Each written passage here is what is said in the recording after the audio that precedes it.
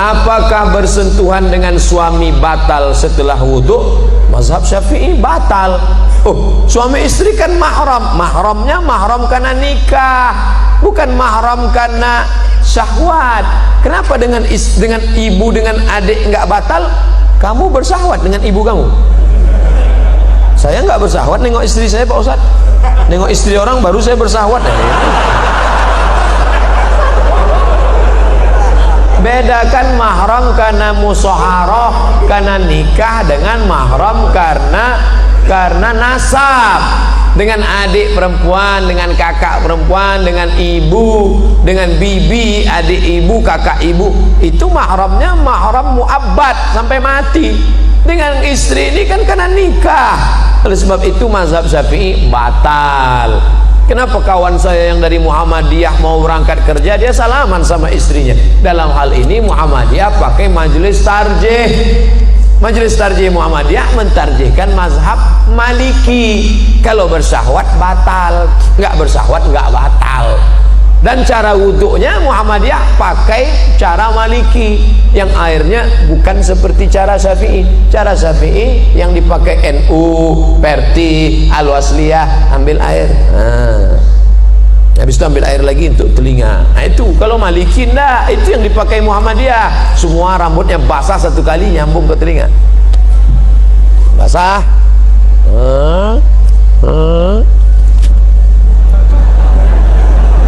Satu kali.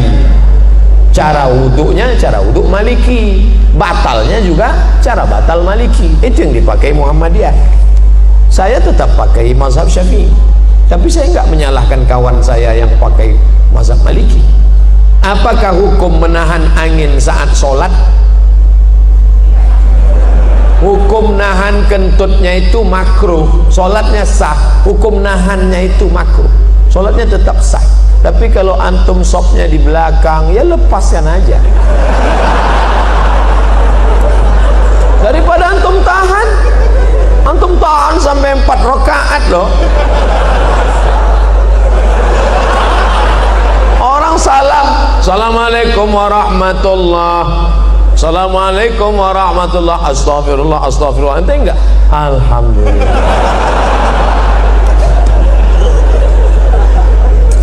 Ustadz, sebenarnya bagaimana konsep kepemimpinan yang benar dalam Islam? Islam nggak membahas masalah kepemimpinan. Siapa bilang? Dalam Islam ada namanya fikih sholat, zakat, puasa, fikih ibadah. Ada namanya masalah gadai, menggadai, pinjam, meminjam, jual beli, fikih muamalah. Ada masalah tolak, rujuk, hulu, fikih munakahah. Ada masalah ngangkat pemimpin, jatuhkan pemimpin, namanya fikih siasah. Kalau Syekh Qardawi menyebutnya min fiqhid daulah. Kalau Ibnu Taimiyah menyebutnya as-siyasah asy-syar'iyyah. Kalau yang paling tua ditulis oleh Imam Al-Mawardi, meninggal tahun 450 Hijrah. Judul kitabnya Al-Ahkam As-Sultaniyah. Sudah diterjemahkan ke bahasa Indonesia. Judul aslinya Al-Ahkam As-Sultaniyah, hukum-hukum mengangkat pemimpin. Syaratnya 2. Innallaha ya'murukum an tu'addul amanat, amanah. Wa idza hakamtum bainan nasi an tahkumu bil adl. Amanah, adil. Kalau dia amanah, dia adil, baru masuk ayat berikutnya. Ati'ullah wa ati'ur rasul wa ulil amri minkum. Kenapa ati'u cuma 2? Ati'ullah, ati'u rasul, ati'u ketiga enggak ada. Apa maknanya? Kamu taat pemimpin selama pemimpin itu taat kepada Allah dan Rasul. Begitu kaitannya. Pak Ustadz mau bertanya tentang reunian. Sekarang ini kan lagi banyaknya acara reuni. Gimana hukumnya bila reuni tidak bawa istri? CLBK, cinta lama bersemi kembali. Setelah 20 tahun gak ketemu, begitu ketemuan, dulu aku pernah naksir sama kamu loh. Masa sih? Dulu kita kan gak berani ya. Iya, nomor berapa? Suami gak ikut, suami gak ikut, istri jalan sendiri. Kalau mau reuni juga, suami ikut, istri ikut, ngomongnya harus bareng, sama.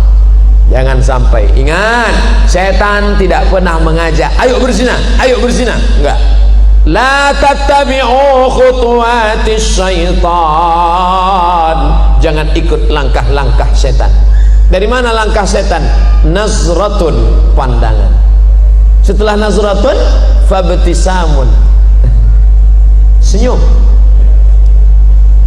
Setelah senyum, fasalamun, hai.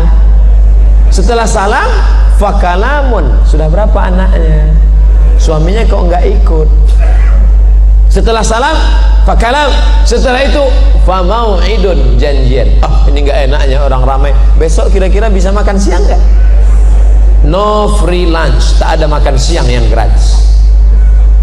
Bisa lihat foto suami kamu? Udah ada di FB, mas. Lihat, masih gantengan aku ya. Terjadilah apa yang terjadi. Famau'idun faliqa'un, perjanjian dan pertemuan. Ingat, dulu ada kenakalan remaja, sekarang kenakalan orang tua. Buat grup di WA, tukar menukar cerita, lebih asik ngobrol dengan suami orang. Akhirnya tepok jidat, nggak ada angin, nggak ada hujan. Aduh, astagfirullah. Kenapa mas? Ingat mantan.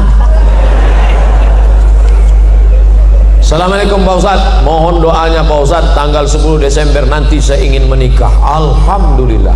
Barakallahu lakum wa baraka alaikum wa jama'i bainakum bi khair. Maka mohon saran Ustadz bagaimana menjadi pemimpin keluarga yang baik menurut syariat Islam. Satu, kau pahami bahwa istrimu itu dipertemukan Allah dengan engkau. Kau katakan nanti kepada dia, Adinda, aku tak pernah mencarimu, kau pun tak pernah mencari aku. Allah sudah mempertemukan kita. Apa jawab istrinya? So sweet mas. Yang kedua, kalian adalah makhluk yang berbeda. Yang satu dari planet Mars, yang satu dari planet Venus. Sama-sama mau makan telur ayam, tetap beda. Yang satu mau mata sapi, yang satu mau telur dadar. Maka kalian diikat oleh dua. Apa yang mengikat? Wa ja'ala bainakum mawaddatan wa rahmah. Kalau ada salat malam ini yang datang pasangan-pasangan umur 70, 60, apa yang membuat mereka masih bergandengan tangan? Rahmah. Mawaddahnya sudah tidak ada. Apa itu mawaddah? Physically, rambutnya, matanya, kulitnya, fisik. Tapi rahmah menutupi kekurangan. Kenapa kau nikahi dia? Karena dia kaya. Kenapa kau nikahi dia? Karena dia bangsawan, bangsa yang hidup di awan. Kenapa kau nikahi dia? Karena dia cantik. Tapi setelah menikah yang kau lihat hanya kekurangannya. Kurang tinggi, kurang putih, kurang kaya, kurang mancung, kurang. Hunna libasul lakum wa antum libasul lahun. Mereka jadi pakaian bagimu dan kau jadi pakaian mereka. Tutupi aib cacat kekurangan. Kenapa Ustadz Somad malam ini pede ceramah? Karena ada pakaian. Pakaiannya luar biasa, ittihad Islamic Center.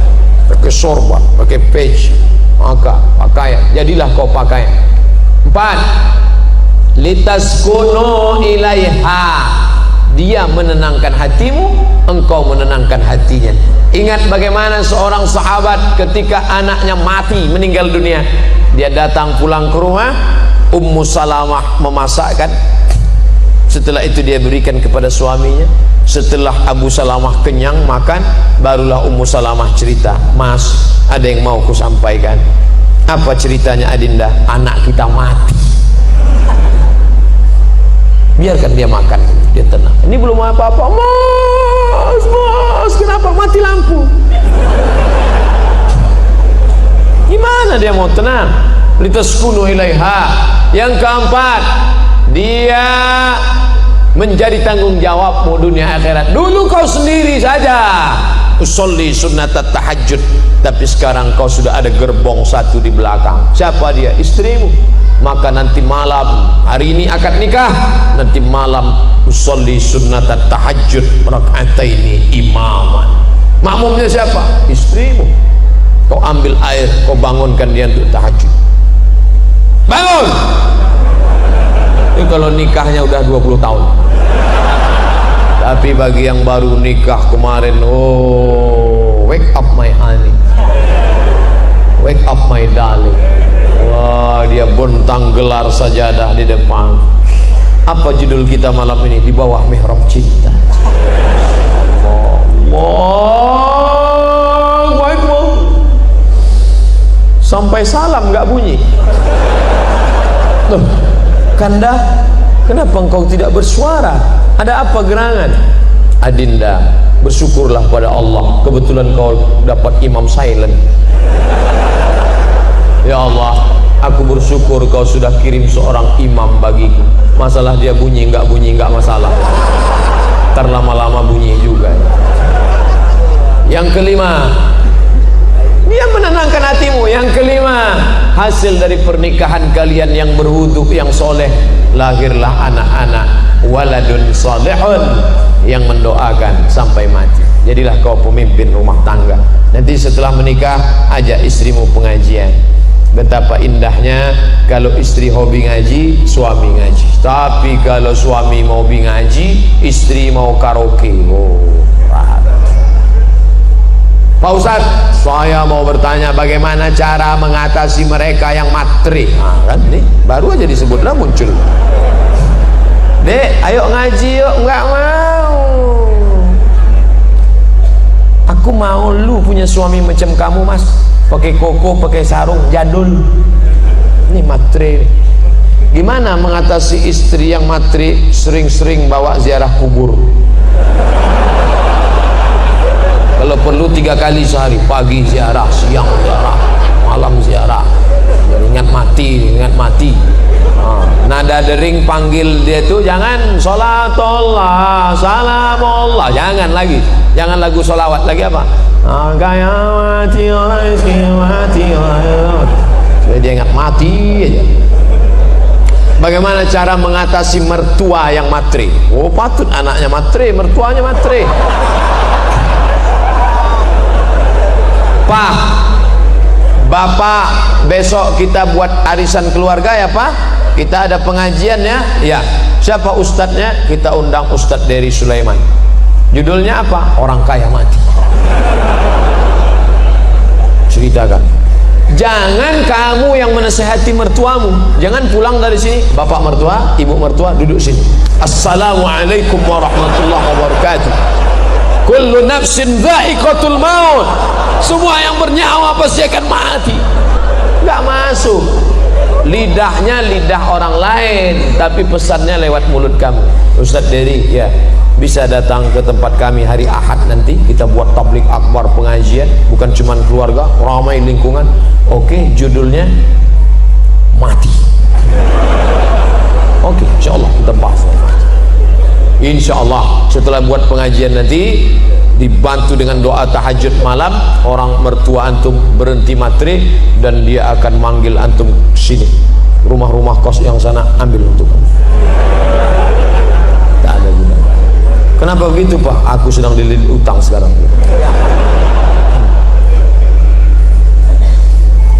Assalamualaikum Pak Ustadz. Waalaikumsalam warahmatullahi wabarakatuh.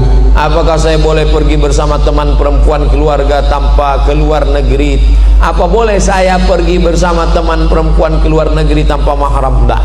La yakhluwanna rajulun ma'a imra'atin illa ma'azi mahramin. Tidak boleh pergi kecuali dengan mahram, tapi atas izin suami. Ya, suamimu izin, dia tertekan. Mas, aku mau keluar negeri, ini acara kantor, izinnya? Iya. Suaminya ikatan laki takut bini.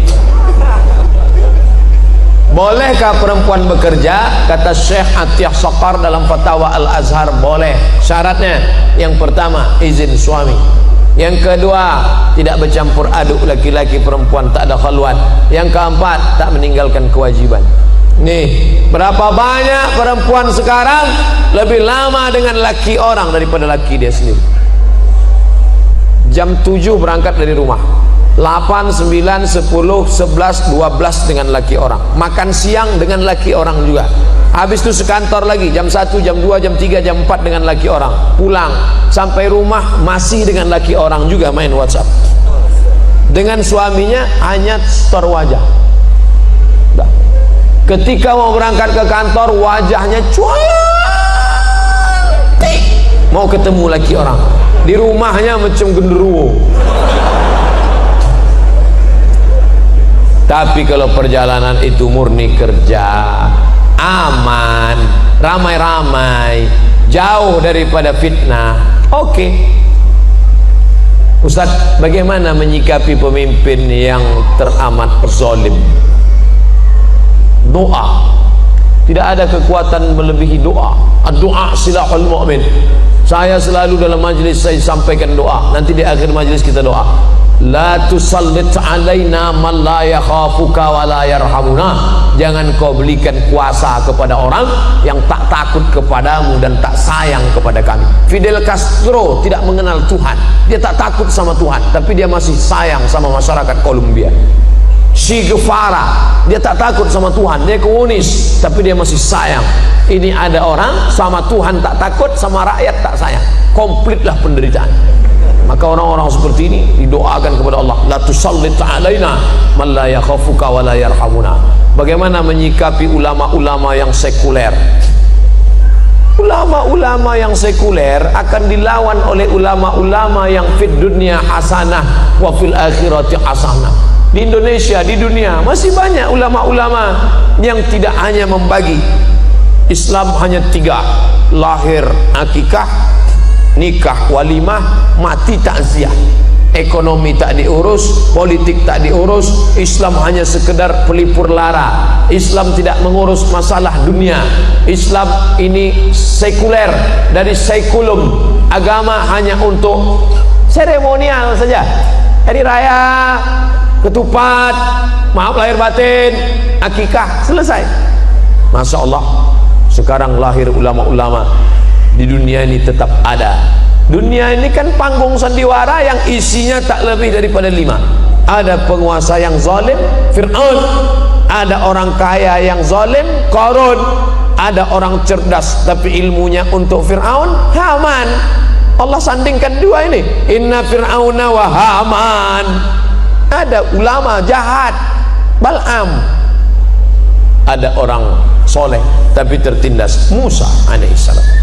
Hari berganti, musim berubah, pentas bubar, tapi isi dunia itu juga. Bagaimana cara membangkitkan ekonomi umat? Kami deklarasi di BKB hari Sabtu malam Ahad kemarin di Palembang, tablik akbar, hijrah, bangkitkan ekonomi umat. Pertama, orang-orang kaya, dokter-dokter spesialis yang punya banyak uang waktu itu kumpul buat minimarket, buat retail, buat toko, bantu umat Islam punya. Nah, jadi, jangan ceramah aja, belanja tempat orang Islam, belanja tempat orang Islam. Di mana tempatnya Pak Ustaz? Aku nggak tahu tempatnya di mana. Harus ada tempatnya. Nih masjid, di samping masjid ada tanah kosong buat tempat belanja grosir, belanja beras, belanja gula, belanja mie instan, belanja barang umat Islam. Belanja di tempat orang Islam. Karena orang Islam akan bayar zakat, dia akan sodakoh, akan infak. Ini mesti ada terus gerakan-gerakan. Padahal di legenda jamaah sudah memiliki koperasi syariah, mendirikan minimarket Kitamat, tapi animo belanja umat masih rendah, belanja ke lain hati. Padahal belanja Kitamat, kenapa tidak belanja? Lembaganya sudah ada. Kalau tidak ada yang tak sesuai, duduk bersama. Jangan sholatnya Islami, puasanya Islami, umrohnya Islami, ekonominya kafiri. Tak betul. Gerakan belanja. Ini kalau belanja di tempat orang non muslim, wow, cor-coran, kasih terus duit Islam. Tapi kalau belanja sama orang Islam, nawarnya minta ampun. Ikannya berapa, Bu? 10.000. Ish, 5.000 aja ya. Memangnya ente masuk surga gara-gara 5.000 tuh? Memangnya ente kaya gara-gara 5.000 itu? Tapi kalau sama orang lain 50.000 dia tak terasa. Saya mau bertanya, lebih baik nikah dulu baru mapan atau mapan dulu baru nikah? Iyakunu fuqara, kalau dia miskin, yughnihimullah, Allah akan mengkayakan dia. In ja'akum, kalau datang laki-laki ke rumah kamu, hai para bapak-bapak yang punya anak gadis, kalau datang laki-laki kepada kamu ingin meminang anakmu, adikmu, tardawna dinahu, akhlaknya baik, agamanya baik, wa khuluquhu fazawwijuhu, nikahkan dia. Ingat, kalau mahar tinggi, zina murah. Mahar dibuat melambung, maka zina akan murah. Anak-anak muda, siapkan karton, turunkan harga mahar, turunkan harga mahar. Betapa banyak orang-orang yang dulu menikah susah, Allah bukakan pintu rezeki. Saya diundang pengajian konglomerat, orang kaya berat. Ustaz, kata istrinya, waktu kami baru pertama nikah dulu, setiap bertamu ke rumah orang tutup pintu. Kenapa? Karena dia tahu kami mau pinjam beras. Sekarang lihatlah, hebat, megah, mewah. Oleh sebab itu maka orang tua bantu ini anak-anak muda, jangan sampai mereka berzina. Saya mau anak saya punya kepribadian dulu Pak Ustaz, mobil pribadi, rumah pribadi, ruko pribadi. Bagaimana cara kita bisa mendapatkan ilmu dengan ikhlas? Ngaji ke guru yang sesuai dengan ilmu dan amal. Ada kiai-kiai kita datang ke ustaz. Di sini di Bogor ada majelis Tafaqquh Fiddin, Syekh Nuruddin Marbu Al-Banjari Al-Makki. Semua sanad-sanad kitab mazhab Syafi'iyah ada kepalanya. Murid langsung dari Syekh Muhammad Yasin bin Isa Al-Fadani. Saya pergi ketemu Syekh Ali Jum'ah. Syekh ajiz nih, kasih saya ijazah Syekh. Ajaztuka jami'a marwiyati wa kutubi wa mu'allafati. Aku ijazahkan kepada engkau semua kitabku, semua zikir-zikir, semua kitab-kitabku, semua hadis-hadisku, kuriwayatkan untukmu semuanya. Dikasihnya kitab ijazah. Saya tengok dari mana Syekh Ali Jum'ah ngambil ijazah. Ali Jum'ah dari Syekh Muhammad Yasin bin Isa Al-Fadani, salah satu gurunya, banyak guru-gurunya yang lain. Syekh Muhammad Yasin bin Isa Al-Fadani, salah satu muridnya adalah Syekh Nuruddin Marbu Al-Makki. Nanti akan diundang tabligh akbar kemari. Panggil, belajar, ambil. Bukan saya menafikan kiai-kiai yang lain, mungkin saya tak kenal, mungkin saya tak tahu. Belajar dari kiai-kiai kita yang mukhlisin, yang baik. Amalkan. Gak paham nanya, fas'alu ala dzikri in kuntum la ta'lamun. Banyak di daerah Parung, banyak kiai-kiai, habib-habib. Bagaimana cara mensucikan hati dari sifat-sifat yang mengotori hati kita Pak Ustaz? Lihat dulu kotornya apa, penyakitnya apa. Nggak bisa main pukul rata semua nih, enggak. Hasad misalnya, jadi contoh hasad dengki, ngelihat orang mobil baru kumat jantung koroner. Gimana caranya? Pertama, ucapkan selamat, salam sama dia, ucapkan selamat ya. Itu berat tuh. Kita umurnya sama, kerjanya sama, main bareng, tapi dia nikah duluan. Nah, itu mengucapkan selamat tuh berat. Selamat ya. Maka ucapkan selamat. Barakallahu lakuma wa baraka alaikuma wa jama'a bainakuma fi khair. Dah. Yang kedua, doakan dia. Ini jangan lupa doakan dia. Selesai sholat, ya Allah, ini temanku baru aja menikah. Aku nggak terlalu sakit kalau dia menikah, ya Allah. Yang ku sakitkan, aku suka sama istri dia itu. Tapi dia Valentino Rossi, dia salib aku duluan. Ganti yang lebih kaya, lebih cantik daripada itu, ya Allah. Jangan kuat-kuat, nanti dengar teman sebelah, oh ente ada hati ya kan. Pertama, doakan dia langsung. Yang kedua, doakan dia daripada jauh, dari rumah, dari mana jauh. Yang ketiga, minta kepada Allah. Selesai wudhu zahir sudah, batinnya Allahumma ja'alni minat tawabin waj'alni minal mutatahhirin, sucikan hati, waj'alni min ibadikas shalihin. Bagaimana menyikapi seorang kakak yang nanti jadi teroris, mau ngebom? Dan saya sering kali dikatakan yang pakai baju syar'i itu suka ngebom. Menyikapi seorang kakak yang nanti melarang adiknya untuk datang ke majelis taklim dengan alasan nanti jadi teroris. Jangan ikut pengajian Ustadz Somad, itu Ustadz teroris. Jangan ikuti kajian Ustadz dari Sulaiman, itu teroris.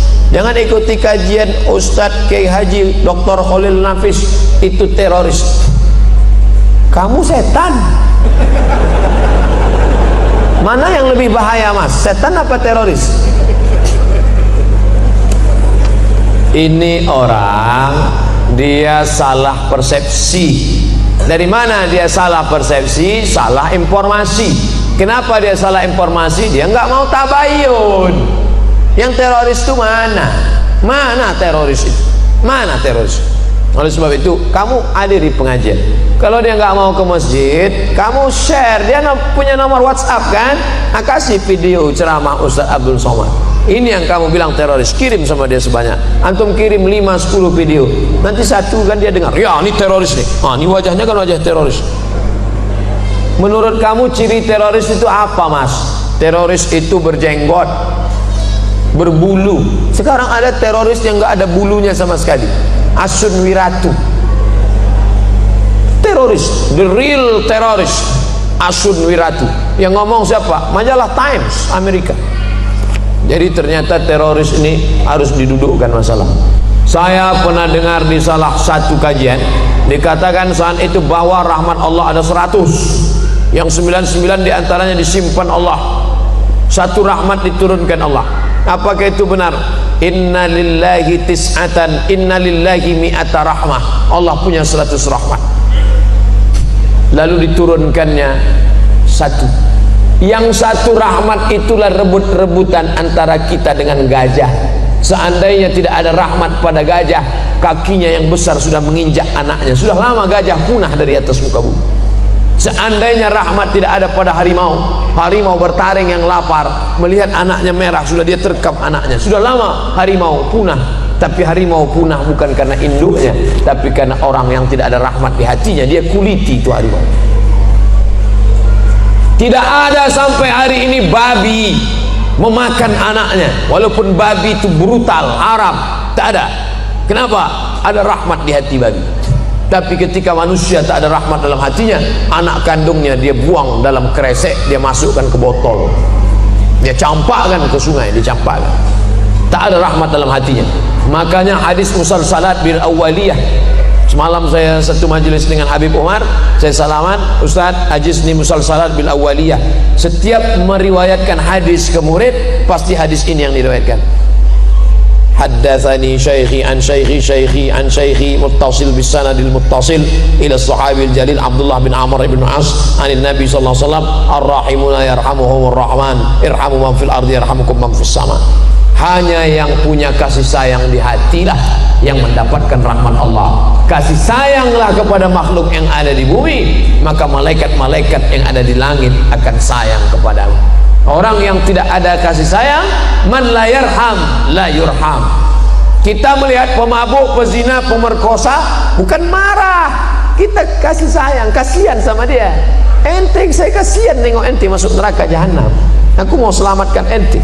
Maka bawaannya bukan ponis. Nahnu du'an la qudat. Kita ini dai, ngajak orang ke surga, bukan hakim yang pakai padu neraka. Kita ini dai, mengajak orang. Ud'u ila sabil rabbik, ajak orang ke jalan Allah bil hikmah, dengan kata-kata santun, wal mau'izatil hasanah, dengan suri tauladan yang baik. Ternyata tadi baru jilid 1. Andai dia perlu didebat, debat dia. Seperti Ustadz Ihsan Mokoginta, seperti Zakir Naik, debat dia. Billati ya ahsan, dengan cara yang santun. Bagaimana hukumnya menikahi keponakan dari jalur ayah? Saya laki-laki, adik saya laki-laki, adik saya perempuan, adik saya laki-laki punya anak perempuan, saya nikahi dia, nggak boleh, karena dia ponakan saya. Uriman alaikum ummahatukum, mak kamu, wa banatukum, anak kamu, wa akhawatukum, saudari kamu perempuan, wa ammatukum, adik atau kakak ayah kamu, wa akhawakhalatukum, adik atau kakak bibi dari ibu kamu, wa banatul akhi. Ini nggak boleh. Tak boleh kamu menikahi anak saudaramu. Wa banatul ukhti, tak boleh kamu menikahi anak saudarimu, itu ponakan kamu, nggak boleh kamu nikahi. Macam nggak ada aja perempuan lain. Banyak perempuan serak-serak di jalan. Pak Ustaz, bagaimana kalau saat tawaf batal wudhu karena bersentuhan dengan lawan jenis saat berdesakan? Andai antum berpegang ke mazhab Syafi'i sekalipun nggak batal. Kenapa? Darurat tawaf. Dalam mazhab Syafi'i pun nanti kalau ada ustadz yang ngajarkan harus pindah mazhab Maliki supaya nggak batal. Nggak perlu pindah mazhab. Walaupun pindah mazhab itu khawatirnya nanti main-main mazhab ini jatuhnya tatabbu' rukhas. Tetap mazhab Syafi'i karena darurat tawaf tetap tidak membatalkan. Jaga, tutup pakai kain semua, kain ihramnya tutup semua, kaki tetap nginjak. Orang-orang India yang nggak pakai kaos kaki, darurat tawaf.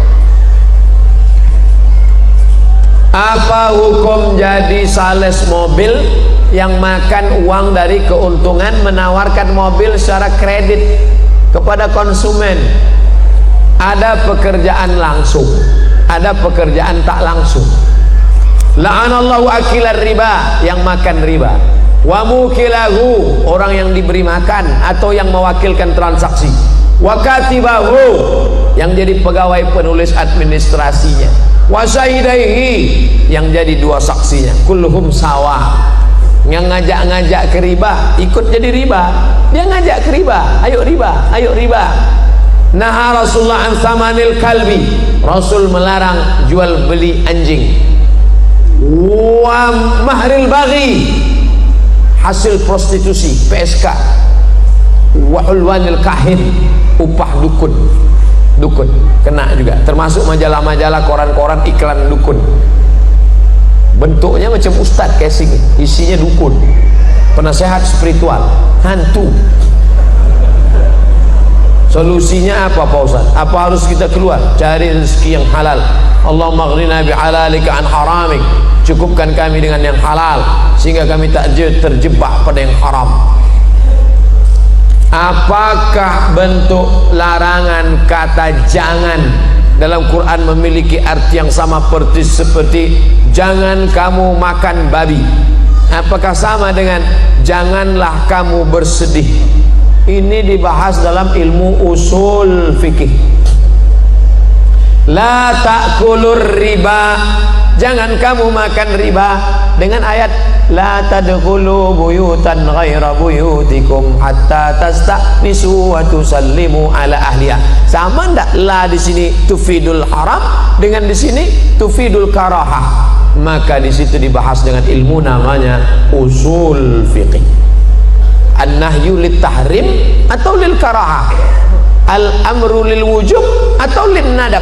Nah, itu dibahas dalam ilmu namanya usul fikih. 2 SKS, 16 tatap muka, potong mid semester, potong tatap muka pertama, potong tatap muka terakhir, libur hujan 2 hari, banjir 2 hari. Baca, jangan lagi harapkan di lokal.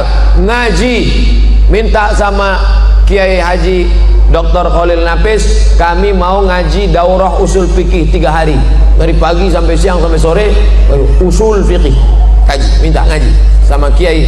Pak Kiai datang ke pondok-pondok minta ngaji usul fikih, halal, haram, makruh, mubah, itu produknya. Mesin yang memproduk itu apa? Usul fikih. Kitab usul fikih yang paling tua ditulis oleh Imam Muhammad bin Idris Asy-Syafi'i, nama kitabnya Ar-Risalah. Yang menulisnya muridnya namanya Rabi Al-Muradi. Rabi, ta'al, sini Rabi, tolong tulis risalah. Rabi pun mengambil pena, dia tulis risalah 300 halaman tanpa laptop. Seperti apa beda tingkatan keimanan? Apa boleh menafsirkan Quran sendiri tanpa bimbingan guru? Man qala fil Quran bi ra'yih, siapa yang berani menafsirkan Quran dengan pendapatnya sendiri, faqad akhta'a, maka dia sudah terkeliru. Maka tafsir dibagi 2, tafsir bil ma'thur, tafsir bil ra'yi. Bil ma'thur dibagi 4, ayat dengan ayat, ayat dengan hadis, ayat dengan pendapat sahabat, ayat pendapat tabi'in. Bil ma'thur terbagi 2, bil ghairil ma'thur terbagi 2, bil ra'yil mahmud, bil ra'yil mazmum. Maka yang mahmud terpuji boleh, yang mazmum tercela, maka mesti berburu. Man la syaikha lahu fasyaitanu shaykhuhu. Siapa yang tak berguru, setan guru. Hadisnya sahih tapi pemahamannya saqim karena dia tak berguru. Seperti apa beda tingkatan iman jamaah biasa dengan ulama zaman seperti antum? Ana bukan ulama, ana ustad. Kan sudah dibilang tadi ustad. Seberapa jauh lagi beda keimanan dengan imam 4 mazhab? Al-iman yazid wa yanqus. Iman itu bertambah dan berkurang. Maka kalau mau dibandingkan iman, seandainya ditimbang iman Abu Bakar dengan iman umat ini, tak bisa setengahnya, kata Nabi SAW. Yazid bertambah, ngumpul dengan orang baik, bersama orang baik. Yazid di tempat yang baik. Yanqus, kumpul dengan orang tak baik, membahas yang tidak baik. Di tempat yang tak baik, no signal. Oleh sebab itu sering-sering bersama orang baik. Iman Abu Bakar paling tinggi, iman Sayyidina Umar. Oh, ma salaka Umar fajjan qattu illa salaka syaitanu fajjan ghaira fajjika. Kalau Umar lewat di suatu jalan, setan akan mutar di jalan yang lain. Takut dia saking hebatnya iman Umar. Kalau kita satu trayek, satu oplet sama setan. Oleh sebab itu maka kita pertebal, kita perkuat iman dengan banyak-banyak ibadah kepada Allah, menguatkan tauhid sifat 20, wujud, qidam, baqa, mukhalafatul hawadis, qiyamu binafsi, wahdaniyah, ngaji sama kiai, ngaji sama buya. Lalu setelah itu kemudian memperkuat dengan amal, karena iman tanpa amal tak tumbuh, dia mati, dia sama seperti benih yang tak tumbuh. Ila ustazinal karim Abdus Somad, dumtum fi khairin wa barakah, amin ya rabbal alamin. Apa saja langkah-langkah yang seharusnya ditempuh bagi seorang mahasiswa yang akan belajar ilmu perbandingan mazhab? Pertama, dalami dulu mazhab Syafi'i. Dari mulai yang bawah, Matan Abi Suja, lalu kemudian kitab-kitab bawah, I'anatul Talibin, Fathul Qarib, Fathul Mu'in, naik kemudian Mahalli, ke guru-guru kita masing-masing. Ada perbedaan sedikit antara mazhab Azhar dengan manhaj pondok-pondok di Indonesia, tapi rata-rata kitab itu yang dipakai. Lalu kemudian kitab Imam Nawawi, Raudatul Talibin, Al-Majmu' Syarah Muhazzab. Nah, ini kuasai dulu mazhab Syafi'i. Habis itu baru mazhab yang lain melalui kitab perbandingan mazhab. Yang paling tua ditulis oleh Ibnu Rushd, Bidayatul Mujtahid wa Nihayatul Muqtasid. Yang lebih sistematis, simple, yang zaman sekarang ditulis oleh Al-Jaziri, Al-Fiqh 'alal Madzahibil Arba'ah. Yang lebih besar lagi, lebih banyak, lebih cabangnya, lebih komplit, ditulis oleh Syekh Wahbah Zuhaili, Al-Fiqhul Islami wa Adillatuh, Islamic Jurisprudence and Evidence. Nah, ini perbandingan mazhab. Kuasai tapi berguru tetap. Kalau nggak paham nanya, Syekh, Ustadz, apa sih qaul azhar, qaul zahir, qaul sahih, qaul asoh? Istilah-istilah mazhab itu dibahas di muqaddimah kitab Al-Fiqhul Islami wa Adillatuh. Jangan baca terjemah. Jangan baca terjemah. Untuk pemahaman umum oke, tapi kalau untuk ngajar tak bisa terjemah, harus baca kitab aslinya. Bapak-bapak ibu yang untuk diri sendiri tak masalah, baca buku terjemah. Tapi kalau untuk ngajar, karena banyak kata-kata yang mewakili satu kata bahasa Arab punya 10 wajah, yang bisa diucapkan si penerjemah satu, padahal kata-kata itu punya wajah yang lain. Apakah dengan menikah yang kita statusnya masih seorang mahasiswa itu akan memberikan semangat dalam belajar, atau malah sebaliknya? Saya nggak tahu, karena saya setelah tamat baru nikah. Tanyalah sama ustadz-ustadz yang ketika kuliah dia nikah dan sukses, punya pengalaman. Bagaimana menurut pandangan Pak Ustadz? Ini kan ilmu, bukan teori. Nanti saya katakan kamu nikah aja, nanti makin nikah IP kamu bisa 4, tahu-tahu IP-nya 2,0. Ustadz dulu, oh saya setelah selesai. Saya selesai kuliah, selesai S1 di Mesir, selesai S2 di Maroko, pulang baru menikah. Tapi kalau antum, kemarin saya ke Mesir, banyak mahasiswa-mahasiswi, orang tuanya mapan, boleh nggak kami nikah Pak Ustadz? Oke. Terus belanjanya gimana? Gabungkan antara kiriman bapak kamu sama bapak dia. Bapak-bapak kan jadi banyak.